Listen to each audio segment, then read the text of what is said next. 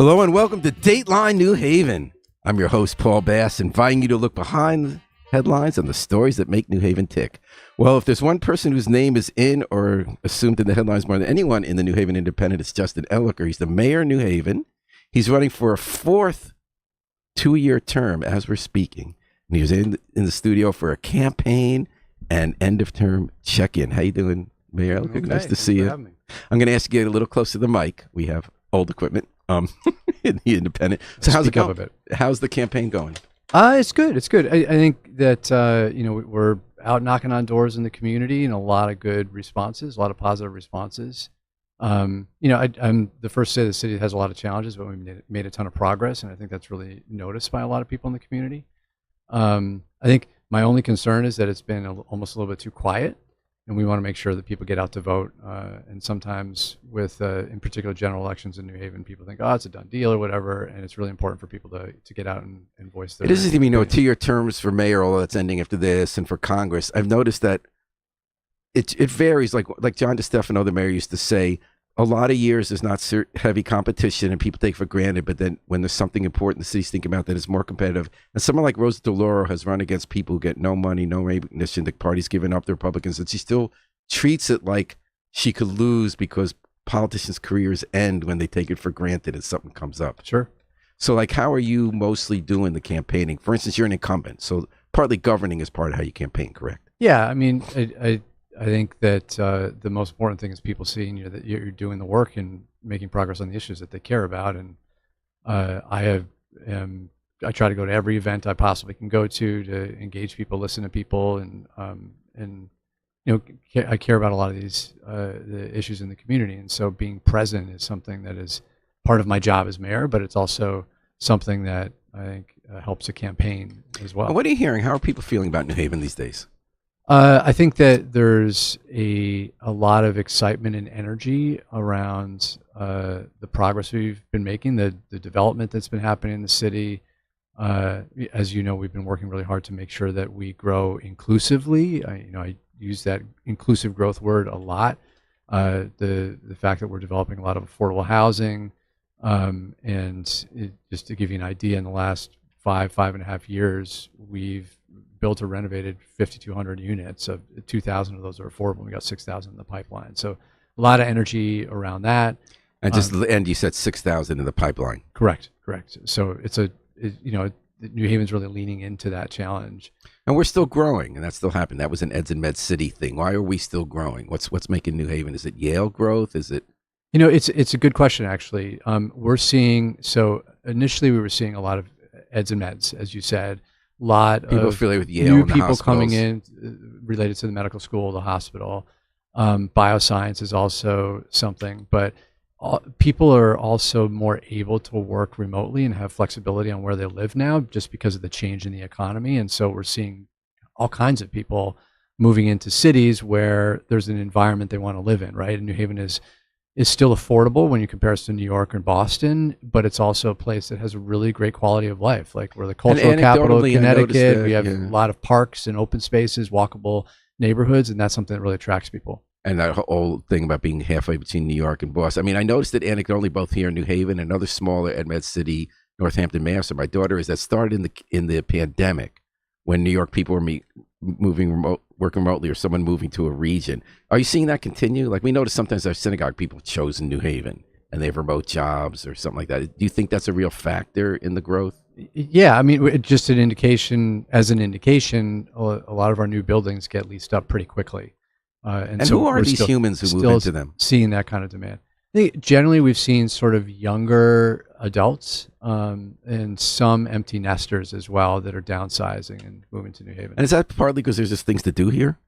I think so. I mean, like I said, people are choosing, some people have more of an ability to choose where they live, and they're going to choose places that they'd like to live in, right? New Haven's a great place, as many of us know, right? It's so interesting. It's become such a fun city to be in. What are you hearing about when they have kids? Like, traditionally, they move out to suburbs because of the schools. It's a good question, and it's on my mind. I mean, it's somewhat of a new phenomenon in the last few years, so I think we'll have to see. But we have seen our school population trending downward, And a big question in my mind is that going to continue, or will that stabilize and start to go up? Because we are seeing our population increase. And I think that we're not quite sure what's going to happen yet. So the question could be, is it, as you said, empty nesters and maybe single young adults who come in as opposed to young families? Although in my neighborhood, in our synagogue, people actually coming with their kids because of the synagogue. It's a small group, but like, I don't know how much. I'll be interesting to hear. So Justin, when you're running for this term, you're feeling like you've made progress on housing. You've made progress on, I guess, issues like micromobility and alternatives to policing. What are your, am I leaving anything out of that list of what you're running on? I mean, I'm seeing your direct mail. Yeah, I mean, a lot. So when I ran in 2019, I talked a lot about a New Haven future New Haven where everyone would have the opportunity to thrive. And we're making a lot of progress towards that goal, and we have a lot more work to do, right? And that's everything from safe neighborhoods. And we've seen this year, our level of violent crime is the lowest it's been in a decade. We have more work to do there, right? Housing, we talked about, we've got more work to do there. Education, we made some progress. We've definitely hit some setbacks because of COVID, but we're making progress there. I'm happy to talk about that more. And then just more about the livable city. You know, it's everything from traffic calming and more infrastructure to allow people to get to and fro in the city safely, to better parks. Like we're improving the way that we manage our existing parks and have new parks in the pipeline. So there's a lot of progress that we made, but in all those categories, we still have more work to do as well. It's so interesting. How do you assess how people feel in a city? So obviously, the people who are upset about it, legitimately upset about something, they were the victim of a crime. Something on their block happened bad. They will speak up a lot more than people who are just fine and going about their lives. So how do we judge that in an election? Because in an election, you're always going to hear from someone who's critical. Too much crime, like, okay, it's gone down, but it's too much. You know, like you heard Vinnie Penn at the debate, my kids are coming out of the concert. There used to be 30 cops out there, you know. Or do you look at the election results, if there's hardly any alders being challenged, and you obviously can't say this, but, you know, it's kind of your forehead in this election. Does that mean people are basically happy and there's nothing motivating them to come out? How do you assess that? Because you're out as much as anybody when you actually talk to people and you hear the complaints. Yeah, people are not shy to share with me what their complaints are. How do you keep it in perspective and figure out how the city's I think you know the answer to that just as well as I do, right? There's not a lot of science around this. I think it typically, if there's a hotly contested election, it means that there's changes in the air, right? And that people are maybe frustrated with the status quo, and you're likely to see a lot more energy and more people coming out to vote. Because as you say, and that's a dynamic in public meetings too. Like oftentimes you have the folks that don't want something to happen showing up to testify at a board of zoning appeals meeting or some, you know, alder meeting, and you don't as often have the folks that think that it's a good idea, right? And they matter, yeah. And you want to hear what they have to say, and you also want to keep in mind, like if someone doesn't want the live chicken place in the hill, well, is it actually those 10 people who matter, or do 1,000 people, they're fine with it and someone's going to work? Right, both matter, right? And it's made me think about what democracy is, and I've come to the conclusion, right or wrong, that but democracy doesn't really function as 50% of the population plus one and what they want. Is that a true democracy gives everybody all the information they need and all the opportunity to participate. And then democracy is won by the people who show up. So if Donald Trump or another president has 36% approval rating, but the people who show up are going to choose between them and somebody else, and that person's going to have less, that's actually a democratic result, right? Yeah, although I think that we should aspire to have many more people involved. And part of the challenge from what I hear from people that don't vote, is they feel like the system is rigged or the system doesn't work for them and their vote doesn't matter. I think that is more work that we need to do as a society, as a city, to help people. And that's a really interesting point, that politicians, if you're always trashing the system, you get people think they're all corrupt and it doesn't matter, I'm not going to get involved. I still wonder where there's a point that we would agree that information should be free to everyone, and the idea that they can make a difference if they want. If a lot of people don't care, maybe is that okay? As long as everyone has the chance to vote, and you're not doing voter suppression. And then only 52% of the city wants to vote. Maybe it's like similar with journalism. If 10 times many people want to read the National Enquirer's, the New York Times, as long as everybody has a chance to read the New York Times, maybe that's okay. Clearly, it's important for everyone to have the chance, but I think we should aspire that everyone cares about the outcome of our city or state or country. And I'll bring it back to earth now with real issues. We're talking to Justin Elicker, mayor of New Haven, running for a 4th 3-year term. and he's here on Dateline New Haven at WNHH FM. You brought up inclusionary zoning. You had a conversation this week with Tom Breen from The Independent, where we found out that since 2002, we had a new inclusionary zoning ordinance our city set up to say we want to have more affordable housing, so we're going to make developers include in certain neighborhoods a certain percentage of affordable units when they build luxury units. It has not created any new housing. As you've pointed out, other efforts have. And what I love about that fact is that watching well-meaning people in public life try to craft policy, you always find that then you have to find out, did it work? And sometimes there are unintended consequences that don't make it work. Or in cases like this, you think the best minds come together and you think this will make it work, but then it doesn't. And it's kind of fun to try to figure out why. So why do you think that in 3 years, an ordinance designed to produce affordable apartments hasn't? Yeah, so a couple of things. So first of all, there are 30 units that are in the pipeline. And so it's not like technically 0 units are occupied at the moment, but some of them are close to being activated. Now 30 is still a pretty low number. And I think that, and in my interview with Tom, I was very forthcoming about my frustration about how we haven't seen more units created through the inclusionary zoning code.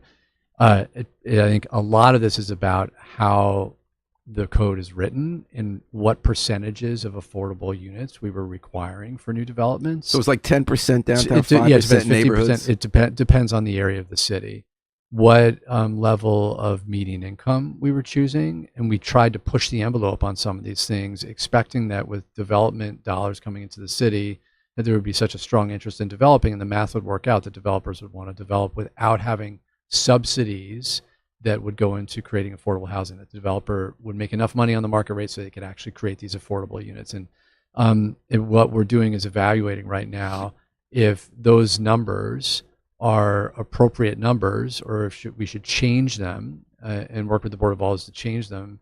Because if we're not developing any units, or very few units, if we're not making any development happen, then the inclusionary zoning is not creating any new affordable units. And so by lessening some of those numbers, reducing some of those numbers, we're going to have some affordable units coming out of the inclusionary zoning code. And it's important to point out that there's a lot of affordable units being developed. It's just under a different That was my next question. program. So while you're wondering how do you get 30, 60, 90, you're building hundreds on Dixwell Avenue through a subsidized project. Exactly. on the old Joe Great site at the intersection of Munson Street and Dixwell New Hallville. You have LCI, your Livable City Initiative, buying properties and building affordable housing like in a stretch in New Hallville where there's several lots. So what that makes me wonder when you analyze it, and I don't know the answer to this obviously at all, I've loved this debate, is whether the theory behind inclusionary zone doesn't work. So when it started, right, we did this ordinance, people who promote affordable housing are completely torn about how to do it. People who are both on the left or all on the right, they still split, right? Justin, you've heard this a million times, right? Mm-hmm. So they say that you got to build. That if you build and let the market have people build luxury housing, that will free up to have less demand so that the non-affordable luxury housing, the prices will come down. And we saw that in Fairhaven, right? In the 80s, we built all these luxury condos by the water. We overbuilt. Developers lost their money. But instead of luxury people coming in, you had bus drivers and cops and teachers buying and renting. So I wonder whether the build people are right. And then in fact, because I remember when you passed IZ, I talked to that guy, Randy, who was building the Autobahn in the 9th Square. And I said, would you have built this with IZ? And he said, no, we could not have made the numbers work. Mm-hmm. So that would go to your argument now that if you just tweak the numbers, make the numbers work better. Other people argue that, in fact, anytime you try to alter the market, it's not going to work. Let them build as much as they can, and the runoff effect will be to bring lower affordable housing. But then there are other people who say that's just theory, that if you actually just have a lot of luxury housing built, those are the kind of people who come to your city, and the dynamic will change. And I don't know the answer to that, like whether it's even worth doing an IZ ordinance, even though it was well-intentioned, but just let the market work, or whether you just need a lot of subsidy, or whether we're going to find all that out on Munson Street because we have 4 luxury projects and the affordable housing built with subsidies a block down. Now we're going to see what happens. I think both are true, right? So the state did a study that came out last year. State legislature commissioned a study that said, basically the study said that we need more than 110,000 new units in Connecticut to meet the demand right now. And it's for affordable or total? Total. And so clearly there is a significant need for more housing, and if we don't build more housing, then all of the prices for housing go up because there's just too many people for the amount of housing that's available. And so just like the price of eggs, right? If there's not enough eggs, there's demands goes up, and that we're going to housing is going to be more costly for everyone. And so you want more market rate units in New Haven and elsewhere as well, because there's more housing online that will kind of diminish some of the pressure on the market. But in my view, we don't want to be a city where you have one neighborhood that has all of one type of income people and one neighborhood of all another income. I think we should be in a city that has people of different incomes living in the same community. And I think so there's other benefits to it that are maybe not directly associated with housing, although, arguably when you have in the same building some affordable units and some market rate, it's likely, and there's been some studies on this, I've actually mentioned it before, where people have more upward mobility in the future if they're in that kind of environment. So I think that from a policy decision, something like inclusionary zoning is a good policy as long as you get the numbers right, because you're also mixing people together of different incomes, and that makes us a better city. So we did that downtown in a different way. We did, when they built the Ninth Square, we said you have to have at least 20%, but you had a nonprofit developer, McCormick Barron, and now they've sold it to another nonprofit. Somehow they made those numbers work. They got a federal grant, a UDAG, Urban Development Action Grant. And so they did not do inclusionary zoning, but I guess they kind of did. They said, but that came with like public money. If you got public money, you had to do it. And they actually went above, as you know, 20%. They went above their limit. We also put in Liberty Safe housing for people who are homeless and housing first at the corner there, and mid-luxury housing. So that, it's kind of interesting. It'll be interesting to watch, and you're kind of fun at the ground and floor. Just inclusionary zoning, the goal is to not have to subsidize some of the affordable units. A lot of the other developments that we have are subsidized. So your idea is you think the numbers can still work? They can raise everybody else's rent enough and still get them to come by charging less? Like I said, we're exploring. Yeah. I think they're not working right now as intended. And there's also some changes that we weren't intending, right? The economic situation has changed where development is way more expensive than it was 5 years ago. And so that is creating some of the, contributing to some of the problems as well. So we're reviewing the numbers to potentially change them so we get some development under the IC ordinance. Another big issue for you since you've been in office, you came in office just when COVID hit, just when George Floyd hit, and these like police conduct and healthcare crises in the country must have been kind of interesting. And you came out of it having New Haven create a version of these non-police groups that respond to medical emergencies, mental health emergencies, and can kind of accelerate. I guess started Eugene, Oregon's had them, and others. They've had mixed game. So what is right now in New York? That's a big issue, as I mentioned before. On the air, the mayor candidate features a mayoral candidate who's leading, Zohran Mamdani, who says, "I want to create one of these groups where police aren't social workers. They weren't trained to help someone with mental health crisis. So yeah, they might end up shooting someone. It's pressure on them. Why don't we get teams of people who have either been in life or mental health experts go out and try to diffuse the situation?" So what has happened since we started our group called Compass? How's that working out? So Elm City Compass has been really successful, and it's one of the things that I think our team is most proud of. And for folks who don't know, you call 911, and if it's a nonviolent incident that may have to do with homelessness or substance use, some mental health challenges, the 911 operator will ask a number of questions, and potentially, instead of dispatching police or fire, they'll dispatch Elm City Compass. And then that is a pair of individuals, one that has a social worker and then another person with lived experience that engage with the individual and try to connect them with resources. And it's in many cases a much more successful result, right? Because these folks have extra expertise in helping people connect with resources. Also, Elm City Compass is run by an organization that also runs our newest homeless shelter on 270 Foxton Boulevard. They operate REST, so they actually Continuum? Yes, so they can actually directly connect people with other programs that they're in as well. And it, if a police officer in uniform shows up, for some folks, it actually could escalate the situation because some people don't have the best relationship or the best. And also the cops are stretched thin. And that's another huge benefit. It's good if they could go to burglaries and exactly. murders. Our police officers can focus on what they were trained for. So the theory's great. And it's expanded. We've expanded it more and more. So at first, I don't think it got huge blowback, but at first the police were skeptical here. And what's interesting to me is when we started community policing here in the 90s, we had a different approach from New York where they bothered to squeegee people. We actually said solve problems by not arresting people and some of this mental health stuff. And the police complained at the time saying, we're not social workers. Don't make us be social workers. Now, when you come back and say, don't be social workers or bring social workers, some people feel like you don't respect the police. This is part of the defund the police thing. How did you address those concerns? So we had a lot of engagement with. So we're hearing that in New police York right early, now. A lot of engagement, and the police, ultimately did not, and fire did not push back either, and it's because we spent a lot of time talking with them about the program, testing it out some, and I think the officers realized that it's actually an incredible tool for them. Initially, 911 didn't directly dispatch Compass; they dispatched the police, and the police would then call, after the officer were there and evaluated the situation, they would call in Compass, and I think that built some trust in the system as well. But now 911 can make the call, right? Correct. Either 911 can directly dispatch, or the officer can call in someone if there's an incident that they were dispatched to and they think it's more appropriate for Compass. So tell me if I'm remembering my numbers right. I'm sure they're not exact. When you started Compass Idea, the planning, you said that we were getting about 110,000 PSAP 911 calls a year, and that the goal was eventually to have 10% of them covered by Compass.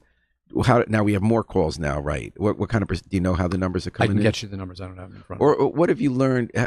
What else have we tweaked besides building the trust first by having 911 call the cops first to make the adjustment, make the call? Have we learned anything else about what has or hasn't worked? You mean particular to people Compass, that are to make it work with Compass? to have a successful Yeah, I resolution. think we've changed some of the hours of operation. We've added new teams so that there's more Compass, more Elm City Compass employees that are out working. Are we 24 hours? Yes, although I'm not. I can't remember exactly the. There's some multiple shifts. There's some overlapping shifts. Do you have any advice to the people in New York as they, if polls are right, they're going to be having a mayor who wants to institute this program, and the police are a little skeptical. Any advice to them based on New Haven's experience? It's a good thing for the police. It's a good thing for the community. Honestly, it surprised me that New York hasn't done this already. Yeah. You're listening to Dateline New Haven with Mayor Justin Elicker talking about his first 3 years in office and going for a fourth term. So we just talked about some issues that every 2 out of 3 flyers you send out deal with. The other flyer or messaging is about how you say New Haven is standing up to Donald Trump. You and mayors across the country, especially Democratic mayors, are weighing the decision of whether you do what the mayor of San Francisco is doing, is quietly have a good relationship with Trump, never mention his name, have your billionaire friends call him to call off the National Guard, or the mayor of Houston who says, I don't want to get in his face. We'll just see things come. Or other mayors who have said, there's a war in our cities from a Republican mayor, and we have to fight back through the courts. How did you come to the place where you decided New Haven was going to be the most active city on the East Coast in going to court and fighting openly with the Trump administration? I think at this time, the most important thing is to listen to our conscience. And, when you not watch the news, I don't understand how anyone can stand by and watch what's going on and not feel the need and obligation to do something about it. And intellectually, I can understand why folks might say, it's a better time for me to stay under the radar because I might not be a target. I just think that is ethically the wrong choice. And also practically, we're all going to be targets anyway, right? You see corporations are deciding to roll over and just contribute to the president, and that in whatever, for nonprofits that he wants to build to destroy the East Wing and build this new ballroom. And as more people just roll over, it incentivizes the president to do even more. So at some point, we're going to be on the list anyway. I think we need to stand up and do what's right. I got to admit that that was the first time he did something I kind of liked. I like when he tore down the East Wing, but that's another discussion. I don't understand why. Tell me about you. He got around the zoning rules in a way, and I think this way fetishizing government in a certain kind of glamour, although he's going to do it worse with the kind of thing he's going to but build at the same time, and who the donors are. They ask us to follow all the environmental rules and the zoning rules and everything like that. And you should follow rules, but there should be fewer rules. And then they do something like that. That's a good point. So tell me about your 3 lawsuits. What are you suing and why?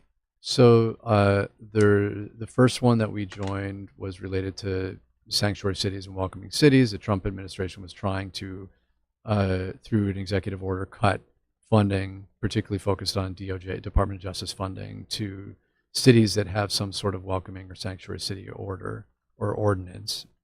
we have a welcoming city order. And we were one of 5 municipalities across the nation that joined this lawsuit. Only one on the East Coast, correct? Correct. I wonder why Mayor all the Wu other ones are on the West Coast. And I had some conversations with some other mayors trying to encourage them to join, but there was not the. And what kind of DOJ money was at stake in this case? We get millions from the DOJ. I don't have the numbers right But in front for of me, policing. but it's significant, and it's for a variety of different things. So they wanted to fund the cameras, policing, police. So they wanted to fund programs. the police in New Haven. Yeah, the irony, right? If we don't have policies, they don't. If we have policies, they don't like an immigrant. So what's happened with that lawsuit? Correct. So there's a preliminary injunction in the lawsuit. The judge granted a preliminary injunction while it goes through the process, which means that the Trump administration cannot cut that type of funding. And has the money come in that And- was supposed to come in? Yes, we're still able to draw down funds. And since that time, you've seen many other municipalities want the preliminary injunction, so they've joined our case. So now we have 50 different cities across the nation that have joined that case. Second case is called Sustainability Institute et al. Versus Trump, is about climate funding. That case hasn't gone as well as we would like, and currently we don't have an injunction, and so they've stopped some of. And is the that climate again funding based on if you have what they call DEI, which they haven't defined, or what's the issue in that one? Or is it about climate policy? Yeah, Trump has basically decided to unilaterally cut funding that is environmentally related in certain. Oh, so is ways. that more about whether Congress gets to decide how it spends money, or Trump? Like if Congress appropriated the money, they could stop it. It's about the federal government, through whether the executive branch has the ability to just cut funding to municipalities after we have a contract with them. We've got a signed agreement. We've actually already started to spend some money in some of these grants, and then they just decide unilaterally to cut it. And that's working its way without an injunction. So what's on hold? Correct. Is that So the there's geothermal? a $20 million community change grant, which we work with a lot of different nonprofits in the city, and a lot of funding would go to all different nonprofits for different environmental initiatives. It's reducing people's energy bills by having improvements on their home, to some multimodal transit, a whole variety of different things. And that grant has been effectively terminated by the Trump administration, and we're working to on that. The geothermal is not a part of this lawsuit, and the geothermal has not been touched by the Trump And administration. that's for the yet. building That's next to Union Station. correct. It's both for Union Station and What the you're going to old- build the old across the church street in at the old. South. Yeah. I'm kind of excited about that one because it's interesting. You had a chance to combine some really popular development, the idea of building near a train station, building where there used to be a housing development, and combine it with like a sort of a neighborhood level green energy source. That would really give us some answers about whether sort of smaller scale geothermal can provide the energy needed for a neighborhood. Yeah, there's you think a it's lot going to of happen? opportunity. You A lot of think do you think the opportunity geothermal money is going to continue? So generally, who knows in this environment, but generally we're getting the feedback that this is popular not just among blue states. And so we're optimistic that it will not be removed. And if you don't mind getting a little closer, Mike, what was the third lawsuit now involved port cameras, right? Security cameras at the port, and what? Yeah, the Trump administration has put grant requirements that are very, onerous is almost an understatement. You can't even achieve them for some new grants, and one of them that we applied for is the Port Security Grant. And that's the Department of Homeland Security? Correct. So that would fund new cameras in the port to make sure that we have eyes in the port. We update our camera systems there and such. And because of the requirements in the grant, we are basically forced to make a decision of become a recipient of that grant and receive the funding and agree to these, eliminating all DEI programs, whatever Which they that haven't means. defined, but they basically Right. said don't try to hire people of color as an effort. That's Exactly. discriminatory. And they also have things like we will have to collaborate with any federal law enforcement, anything that they want. There's just these very, So if very they broad say we terms. want ICE to be able to call up the cops and tell us where I might find somebody. Correct. Or if we want ICE to have your police show up at the scene of something and help us, and we can't. It's so where do you general. go on the that? terms. So you're suing. In the meantime, like there's a debate. I mean, at my synagogue, we're having a debate, and some people feel like don't apply for the money. They want security because anti-Semitism. Which is another irony. He doesn't want you to stop terrorism in the port if you're not going to not hire black people. Right. And for a synagogue, it's like, do you go against all your values about immigration? I mean, it's an important issue for Jews. do you even apply for the security grant, the same grant you're talking about, if they're saying we're going to have to give up all our values? How do you think nonprofits like that in the community should deal with that? I mean, people are put in these impossible situations, right? We're not at that point where we need to make that decision. We haven't signed the grant, and we have sued. So we will see the court process through, and at the point where we need to make that call, we'll have to have and that raised a lot of question that you right? obviously, ever since after the election last fall, you have to decide when will the rubber meet the road. At some point, are we going to have to say, after the lawsuits are played out, if the Supreme Court decides how much they want to expand executive authority, you're going to have to make a decision here with the Board of Alders of, are we going to sacrifice money for schools? Are we going to sacrifice money for public safety if it means going against our core values as a city? Right. What's our thinking on that? I think we got to cross that bridge when we come to it. We're going to fight tooth and nail when we up until that point, and we're hoping we're not going to arrive at that point. And what about now in the short term? We have SNAP, food stamps. If the government remains shut down, they're not releasing money, food stamps. The state has put together some of its rainy day money. I guess it's going to be to food banks to help cover the cost. What's the city going to do in the short term for dealing with if everyone? Because isn't it like 40% of our city on food stamps? It's a huge. that's incredible. It's an eye-popping number. And of that's people. like on the average about $180 a month. Yeah, I'm not sure what the average is, but it's 100 to 300 depending on how many family, or in some cases a little bit more than that, how many family members you have.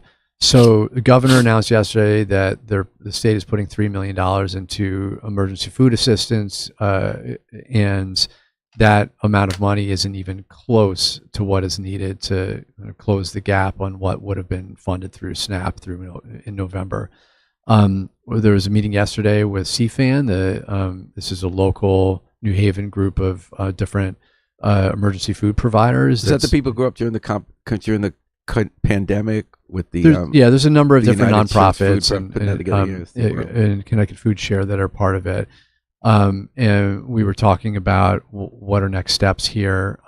Thankfully, Connecticut Food Share has some extra funding, and so they're going to be able to fill some of that gap. We're talking about potentially doing a COVID style, if you'll recall, large mobile food distribution. I do. That's what made me think of it. Yeah, I think we're thinking through those things now, and obviously we're going to have to act pretty quickly. And so we're having those conversations. We had them yesterday, and are so continuing you to have work through partly that. convening role because that coalition you convened. Yeah, but the city has a lot of resources to help too. Not as much on the money side. There's some potential there, but for example, a large mobile distribution requires a lot of coordination and operational support, and we can help a lot there.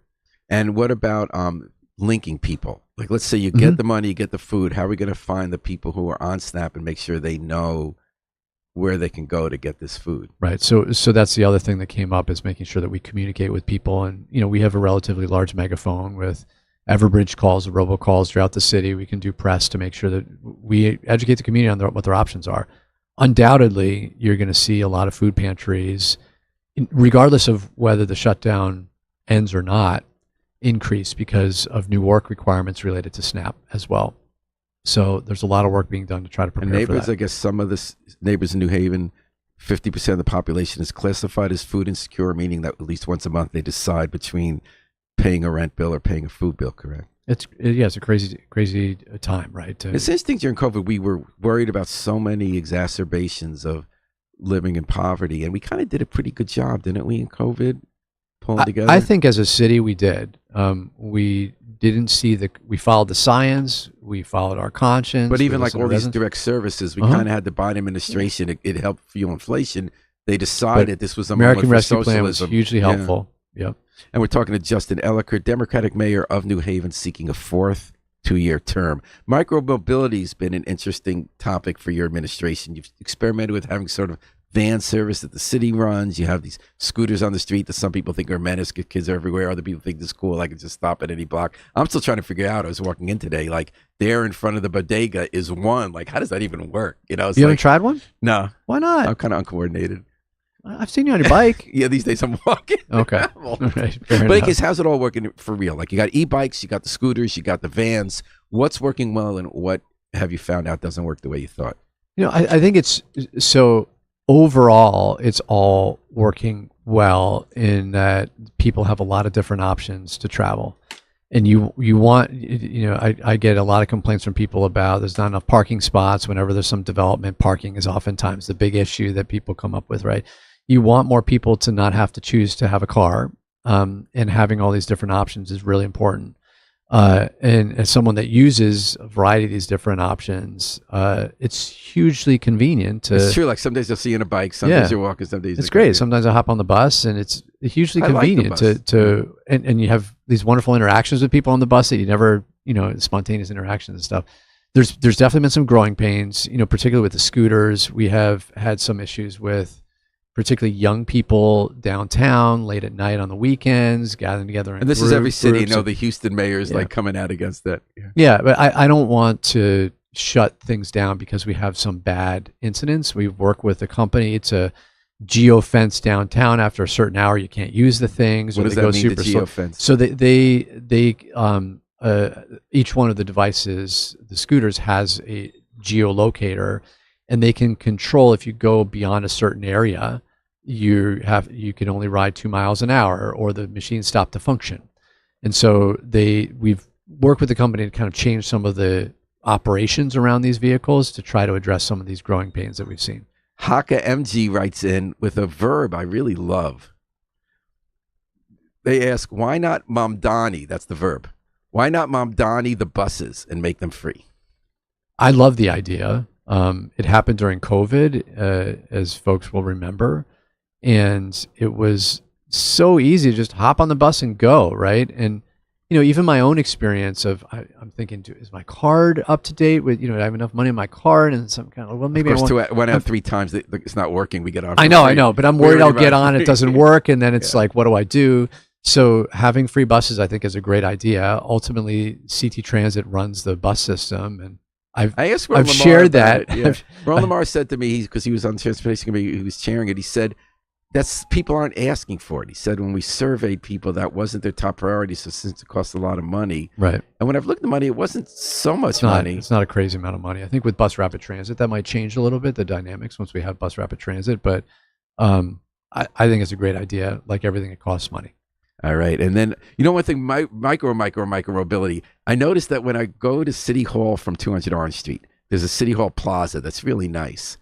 It's been cut through since before you were mayor. It's been blocked off. All the concrete is chipped. I saw you there. Yeah. I always make a point of like going under the thing just for the point. I know you do. But like, why has that never been fixed? I think it's probably just on the list of things that is maybe not as high a priority as a lot of the other things that we're working on. Okay. And then I wanted to ask you about English Station. So you have a proposal to turn the island there into a park with an outdoor swimming pool. Have you heard of Austin and Allison McCord? Yes. So they put up all the money for Norwalk to do that. Mm-hmm. Manresa Park. They're making it. Manresa, yep. In Norwalk. They're decommissioning an old power plant, and it's becoming a nature retreat and community hub. Is there an Austin Allison McCord that we don't know about who put up the money for this? Because we're all wondering how you're going to pay for this. There's not an Austin out there to pay for this. So UI is responsible for the cleanup up to a commercial level.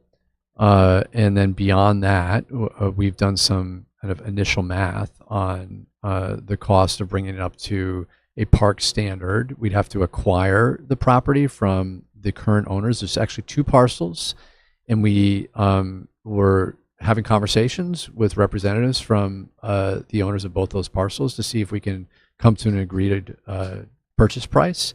If we can't, we always have the option of taking it by eminent domain, but we want to find a pathway to negotiate that. And then there's the question of the overall cost of the development of a park there. And so there's some costs involved, but tens of millions of dollars at least. But they're achievable. And we don't really have an alternative right now, right? Well, where's the money going to come from, you think? State money? We've received some state money already through Urban Act grants that will hopefully be enough to allow us to acquire the property.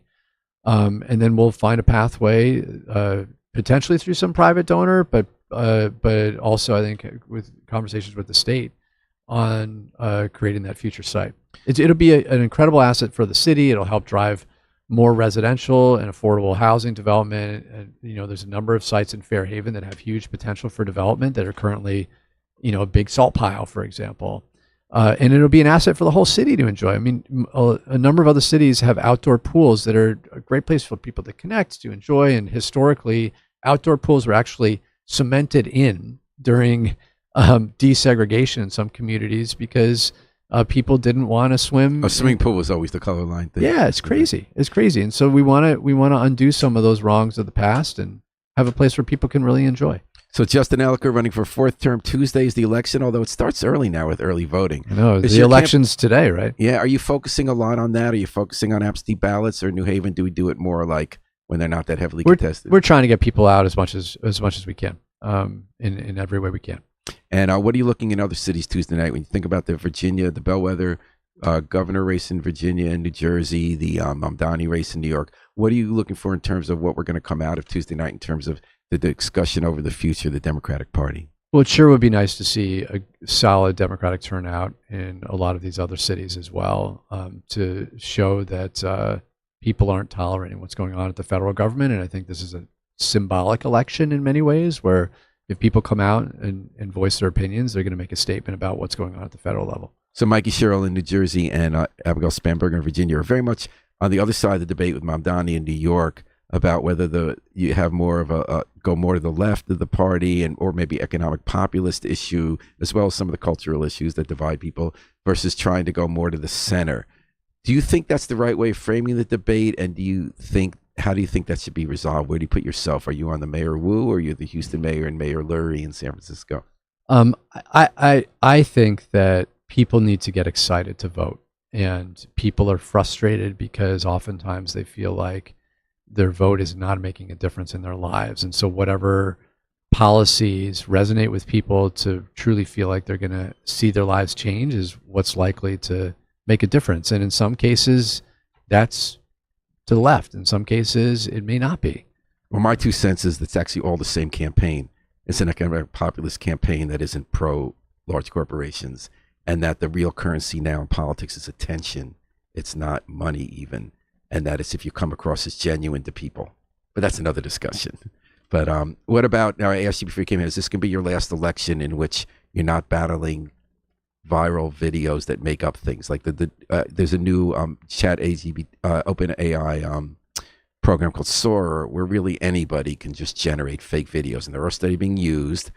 Donald Trump used it to show him dumping feces on Democratic cities. But I think by the next time you run for office, you're going to be having people make videos of you doing horrible, illegal, and disgusting things. What that's going to be like for you as a person of the future, I can't imagine it not happening. I sure hope I'm not not saying people are necessarily going to pay attention to it, especially locally. They might know better. Right. But or even just having you say things at a speech you never said, like we have crime under control in New Haven, or that we need certain neighborhoods where only certain people can live. Have you thought about that, how to combat that, or how you're going to run for office in the future? First of all, it's a terrifying time when we're actually talking about these types of things. And I think it's important for people to make sure that they are listening to media that they trust, and that we lean into engaging with media that we trust, right? And clearly social media is not a great place to get news. I think it's clear. I think a lot of people don't. But there's places out there that do their homework. There's reporters that do their homework, and people should embrace the folks that they trust. Well, thank you for coming to one of the legitimate news sources of the New Haven Independent WNHH Radio. My last question for you is, how many more terms you want for mayor, and do you have your eye on a higher office? I don't have my eye on higher office, but I really love my job. All right. So if you want to vote for Justin Elicker, you have the chance today. You have every day except for November 3rd, right? You can't early vote on Monday, November 3rd. Who would have thought? So from 10 to 6 p.m., you can go to City Hall or Southern Connecticut State University Schwartz Hall to vote, or obviously on Election Day. Justin Elicker, thank you so much for coming in. Always a pleasure to have you in the WNHH studio. Thanks to Harry Drost getting us to all aspects of the multiverse. We're going to take it out with the Afro-Semitic Experience performing I Wish I Knew How It Would Feel to Be Free from the group CD, A Plea for Peace. This is Paul Bass inviting you to fly free with us all day, all night on WNHH, New Haven's home for community radio.